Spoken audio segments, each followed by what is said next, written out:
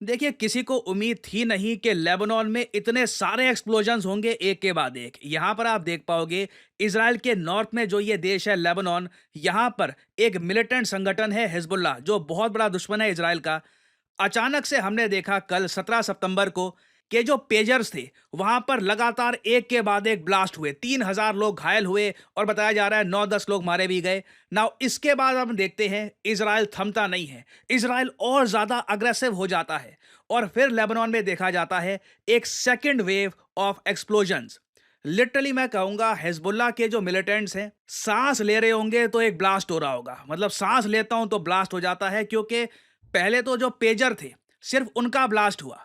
उसके बाद रिपोर्ट सामने आई कि वॉकी टॉकीज जो इस्तेमाल करते थे लोग, उस पे ब्लास्ट हो गया। आप इमेजिन करके देखिए, कोई आदमी वॉकी टॉकी यूज कर रहा है, सडनली ब्लास्ट हो जाता है, क्या बुरी तरीके से वो आदमी मरा होगा। और इसलिए जो सेकेंड वेव ऑफ एक्सप्लोजन्स हुए हैं लेबनान में, जहां पर walkie talkie, solar panels, radio, intercom, basically Hezbollah के मिलिटेंट्स आज के समय डर रहे होंगे कि कमरे में क्या चीज है वो कब फट सकती है। ऐसे टाइम में एक पैनिक ये भी आ रहा होगा, ये पानी की बोतल भी तो नहीं फट जाएगी, क्योंकि नंबर्स आप अगर देखो, पहली वेव में घायल हुए 3,000 लोग, सेकेंड वेव में हम देख रहे हैं 450 से ऊपर लोग इंजर हो चुके हैं और 14 से 15 लोग बुरी तरीके से मारे जा चुके हैं। हिजबुल्लाह आज के समय डीप स्टेट ऑफ शॉक में है। ईरान ने देखिए काफी आलोचना करी है इसराइल की, बट इसराइल ने ओपनली डिक्लेयर कर दिया है कि हाँ, ये सब हमने किया है और अभी तो तुमने देखा ही कुछ नहीं है, हम बहुत कुछ और भी कर सकते हैं। और ये बात इजराइल के रक्षा मंत्री, इनके आर्मी चीफ दोनों ने दोहराई है। A new phase of war has begin. अब देखिए, इजराइल फोकस ये कर रहा है कि हिजबुल्लाह जो पुराने जमाने की टेक्नोलॉजी इस्तेमाल करता है इंटेंशनली, जानबूझकर, ताकि उसको हैक ना किया जा सके। हिजबुल्लाह देखिए इंटरनेट या फिर ऐप्स, स्मार्टफोन्स, ऑब्वियसली इनका यूज नहीं करेगा, क्योंकि इजराइल की साइबर डिफेंस फोर्स इतनी स्ट्रांग है कि आराम से उसको हैक करके सारी इंफॉर्मेशन निकाल देंगे। तो इसलिए जो हिजबुल्लाह के मिलिटेंट्स हैं, ये पेजर पेजर कई दशकों पुरानी एक टेक्नोलॉजी है, 2-3 हज़ार रुपए के होते हैं ये पेजर, दुनिया में कोई ये खरीदता भी नहीं है, गिनती की कुछ ही कंपनीज इनको बनाती है। ये यूज कर रहे थे, रेडियोस का इस्तेमाल कर रहे थे, कई और पुराने डिवाइसेस का इस्तेमाल कर रहे थे, इस उम्मीद से कि यहां पर देखिए हैकिंग नहीं होगी। मगर इसराइल का जो ये नया फेज ऑफ वॉर है, इसमें इसराइल उन कंपनीज को टारगेट कर रहा है जो कंपनीज ये सब सामान बेचती है हिजबुल्लाह को, और मोसाद के एजेंट्स पहले ही इन सब इक्विपमेंट्स में एक डिवाइस ऐड कर देते हैं, जिससे इसराइल को एक लग्जरी मिलती है कि इसराइल जब मर्जी चाहे तो इनके रेडियोस, इनके वॉकी टॉकी, इनके पेजर्स, वेरियस और इक्विपमेंट इसमें ब्लास्ट कर सकती है। और इसका इम्पैक्ट हाल ही में हमने देखा है। द वर्ल्ड स्टंट, मैं आपको साफ साफ बता दूं, देखिए चाइना, इंडिया, रशिया, यूएस, कई कंट्रीज ने स्टेटमेंट दिए नहीं है, मगर इंटरनली सब लोग बिल्कुल उतने ही शॉक्ड होंगे जितने आप लोग शॉक्ड हैं कि इसराइल इस हद तक आगे जा सकता है अपने ऑब्जेक्टिव्स को मीट करने के लिए। और अगर आप पूछ रहे हैं कि इसराइल का ऑब्जेक्टिव क्या है, इसराइल यहां पे करना क्या चाहता है, देखिए मेन यहां पर इशू है नॉर्दर्न जमीन का। समझाता हूं आपको ना। आपको याद होगा आज से कुछ समय पहले ये न्यूज आई थी कि इसराइल और लेबनान एक दूसरे की धरती पर लगातार मिसाइल्स गिर रहे हैं। इस पर बहुत ज्यादा रिपोर्ट्स पब्लिश हुई थी, ये इतना नॉर्मल हो गया था कि ऑलमोस्ट हर दिन ही ये हो रहा था। कि यहाँ पे आप देख पाओगे इसराइल का जो ये नॉर्थ का एरिया है, हाइफा पोर्ट है नॉर्थ का एरिया, और लेबनान का जो ये साउथ का एरिया है, यहाँ पर लगातार हिजबुल्लाह के मिलिटेंट्स और इजरायली आर्मी एक दूसरे को अटैक कर रहे थे। और इस वजह से देखिए इसराइल को एक नुकसान ये फेस करना पड़ा कि 60,000 लोग जो इसराइल की नॉर्दर्न एरिया में यहाँ पर रहते थे, इनको इवैक्यूएट करना पड़ा, प्राइमरली गोलन हाइट से, क्योंकि हिजबुल्लाह लगातार इतना आक्रमण कर रहा था कि सिविलियंस यहां पर नहीं रह सकते थे। ना यहां पर देखिए इजराइल का जो कोर इंटरेस्ट है विस्तार करना, इन दी एंड देखिए मैं आपको साफ साफ बता दूं, इजराइल एक एक्सपेंशनिस्ट कंट्री है, इजराइल विस्तार करना चाहता है। यह बात इनके पीएम, इवन यूएस के प्रेसिडेंशियल होपफुल कैंडिडेट और कई पॉलिटिशियंस कह चुके हैं। जैसे जैसे समय बीतेगा, दशक बीतेंगे, इजराइल फैलता ही जाएगा, इजराइल का जो एरिया है यह बढ़ता ही जाएगा।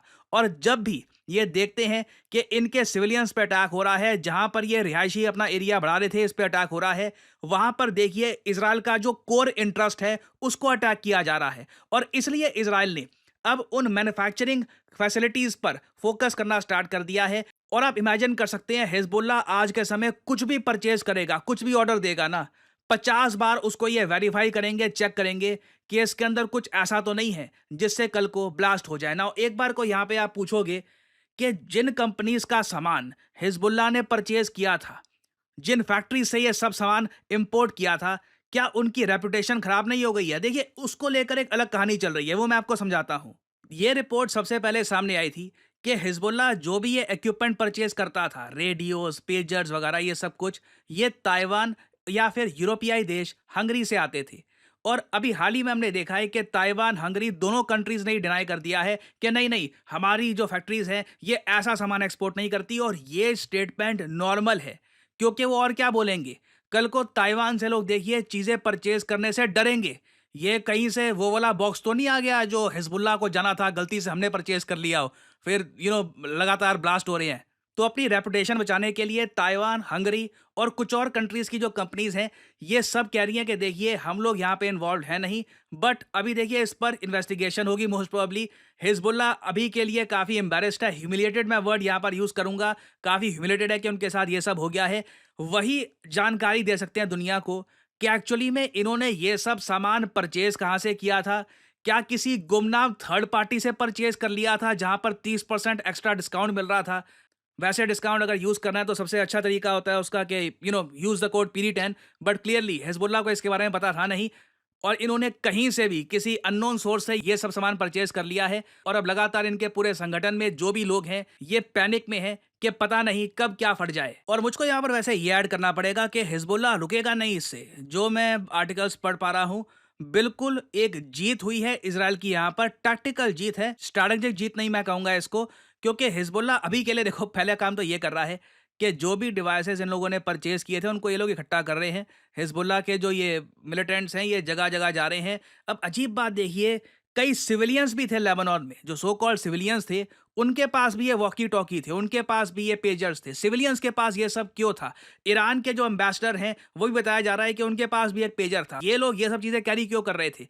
क्लियरली जो रियलिटी है लेबनान की और हिजबुल्लाह की, ये काफी हद तक एक्सपोज हुई है। बट अभी के लिए हिजबुल्लाह क्या कर रहा है कि इनके ग्रुप्स में जो भी लोग हैं जिनके पास पेजर्स हैं, कुछ भी है, सबको इकट्ठा कर रहे हैं और एक जगह ले जाकर मोस्ट प्रोबेबली ये बड़ा ब्लास्ट करेंगे और सब कुछ डिस्ट्रॉय कर देंगे।